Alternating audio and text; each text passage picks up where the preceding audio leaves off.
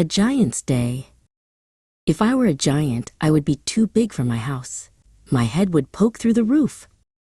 I would have to live in a very tall building, but getting through the door would be tricky. I would need to make my own clothes, but where would I find a giant needle and thread? I couldn't ride in a car or a plane. I would have to take giant steps to go anywhere. I would have to be very careful not to step on anyone or anything. When I talked, my voice would be very loud. People would cover their ears. I wouldn't find shoes for my giant feet or a knife and fork for my giant dinner. I might have to use a rake as a fork. My dinner would be huge.